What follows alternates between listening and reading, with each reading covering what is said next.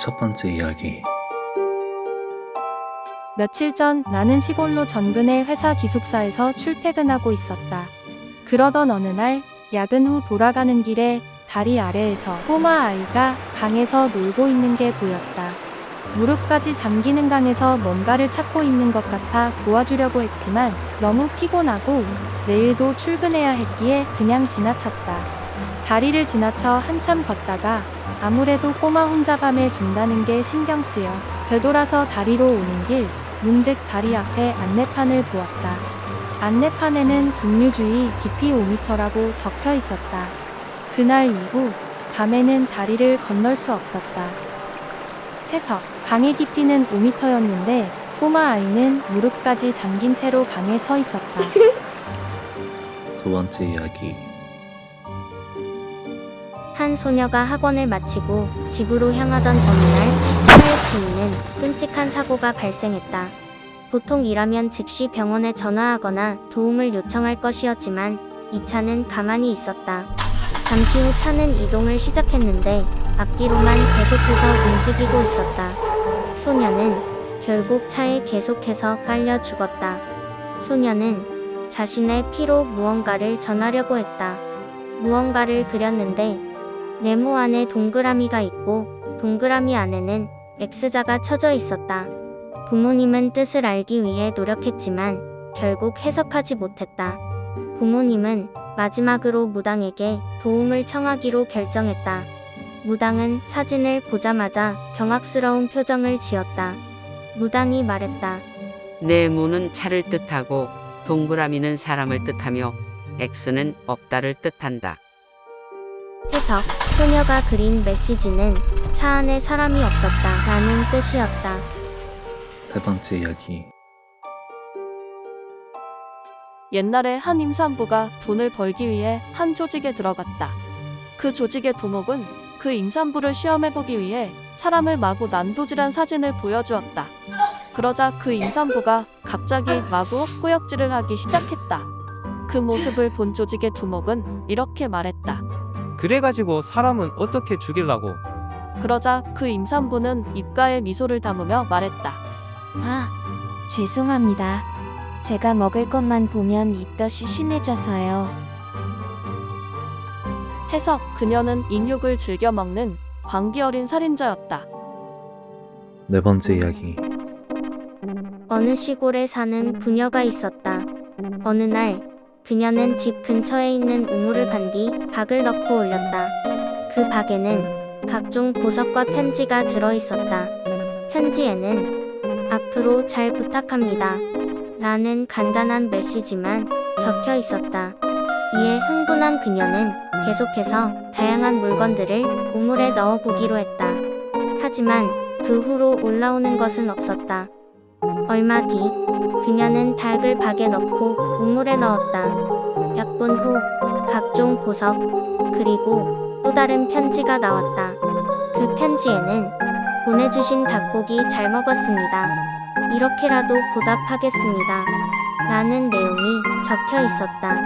그녀는 닭을 넣으면 각종 보석이 계속해서 나오는 것을 발견했다. 부녀는 금세 부자가 되었다. 그러나 그녀의 아버지는 욕심이 생겨서 무장을 한 뒤 우물에 들어가기로 결정했다. 그러나 아무리 기다려도 아버지는 올라오지 않았다. 몇 시간 후 우물에서 아버지의 옷과 각종 보석 그리고 편지가 나왔다. 편지에는 보내주신 닭고기 잘 먹었습니다. 하지만 그 전의 것이 더 맛있었습니다 라는 내용이 적혀 있었다. 해석: 아버지는 우물 속 미지의 생물체에게 잡아먹혔고 보답으로 각종 보석을 주었다. 다섯 번째 이야기.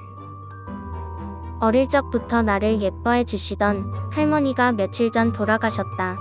할머니가 돌아가시고 내 생일이 된 날 집을 마저 정리하고 의자에 올라가려는데 그때 등 뒤에서 누군가 온 듯한 느낌이 나를 감싸기 시작했다. 뒤돌아보면 사라질 듯 약하지만 따스하고 기분 좋은 느낌, 분명 뭔가 있었다. 알 수 없는 실루엣이 있는 기분. 눈에 보이진 않았지만 그게 할머니라는 걸 어렴풋이 알 수 있었다. 말을 걸거나 손을 대는 것도 아니라 다만 지켜보고 계실 뿐. 아마 내 마지막 생일 축하를 하러 와주신 거라 생각한다. 해석, 마지막 생일이라고 했다. 할머니는 죽을 손녀의 마중을 나온 것이다. 6번째 이야기. 우리 가족은 누구의 집보다도 화목한 집이었다. 하지만 어느 날 동생은 병원 놀이를 하던 중 사고로 죽었다.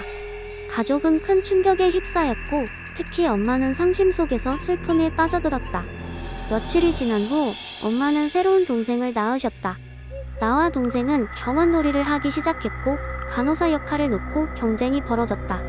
나는 동생에게 말했다. 내가 간호사 할 테니까 넌 손님해. 그러자 동생은 싫어, 내가 간호사 할 거야. 라며 투정을 부리는 것이었다. 화가 치민 나는 동생의 목을 두 손으로 꽉 쥐고 말했다. 아프지? 아프잖아. 놓아줄 테니까 내가 간호사 할 거야. 그러나 이상하게도 동생은 웃으며 나를 보았다. 씩거리며 동생은 나에게 이렇게 말했다. 그때랑 똑같네. 크크. 그 말을 끝으로 무언가에 찔리는 소리가 들렸고 나는 시야가 흐려졌다. 해석, 죽은 동생도 언니가 죽였다. 죽은 동생은 같은 가족으로 다시 태어나 언니한테 복수했다. 7번째 이야기. 전에 살던 집이 화재가 나서 갑작스럽게 이사를 가게 되었다. 나는 새 집에 포장박스를 풀어서 차곡차곡 정리하기 시작했다. 그때 누군가 찾아와서 인터폰을 보니 우리 대학 같은 과 선배였다. 선배가 오자 나는 굉장히 반가웠다. 선배도 아직 밥을 안 먹었다 하셔서 같이 밥 먹으려고 했는데 아직 전기와 가스가 안 들어와서 치킨과 피자를 시켰다. 배달이 도착했고 음식을 아직 풀지 않은 포장박스 위에 올려놓고 선배랑 얘기하면서 먹기 시작했다. 이런저런 얘기를 하다 보니 어느덧 9시가 되어버렸고 TV에서 알포인트라는 영화가 하길래 보고 있었다. 영화를 보다 보니 나는 조금씩 무서움을 느끼기 시작했다. 선배와 둘이서 와들와들 떠들면서 영화를 보는 도중 갑자기 선배가 배가 아프다면서 화장실에 같이 가자고 했다. 같이 가기 뭐해서 화장실 앞에서 기다리겠다고 했다. 선배가 화장실에 들어간 뒤 친한 친구한테서 문자가 왔다. 야, 다이야, 너 이사 어디로 갔어? 그 순간 무언가 내 머릿속을 스치더니 등골이 오싹해지고 소름이 돋았다. 나는 그 자리에서 집 대문을 박차고 뛰쳐나왔다.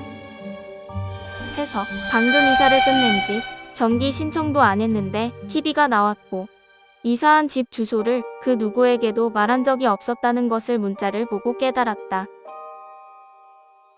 8번째 이야기. 얼마나 잤을까? 오랜만에 푹 잔 것 같다. 그런데 이상한 일이 생겼다. 일어나니 영혼을 볼 수 있게 된 것 같다. 왜 그렇게 생각했냐면 10년 전에 죽은 할아버지가 거실에 앉아 계시는 게 보였기 때문이다. 굉장한 일이라고 생각해서 어머니께 말씀드렸다. 하지만 어머니는 기가 막히셨는지 무반응. 그뿐만 아니라 다른 이야기를 해도 모른 척 방금 전에 학교에서 돌아온 동생이나 회사에서 금방 돌아온 아버지도 같은 태도이다. 아무리 엉뚱한 이야기를 했다고 해도 이렇게 무시당할 이야기인가 섭섭해졌다. 해석, 남자는 이미 죽었고 가족들은 그런 남자가 안 보이니 반응이 없었던 것이다. 마지막 이야기. 한 여대생이 어느 날 수상한 우편물을 받았다. 우편물 안에는 아무런 글자도 없고 무언의 비디오 테이프만이 들어있었다. 처음에는 그냥 농감인 줄 알았던 여대생은 궁금증에 휩싸이며 동아리 친구들과 함께 비디오를 보기로 했다. 비디오를 재생하자 화면에는 낯선 남자가 나타났다. 그 남자는 이상한 춤으로 방 안을 뛰어다니며 미친 듯이 춤추고 있었다. 동아리 친구들은 그 이상한 춤에 비웃음을 터뜨리며 웃음소리가 꽤 높아졌다. 그러나 여대생은 반대로 울음소리를 내며 울기 시작했다. 그녀는 울면서 말했다. 저기 우리 집이야.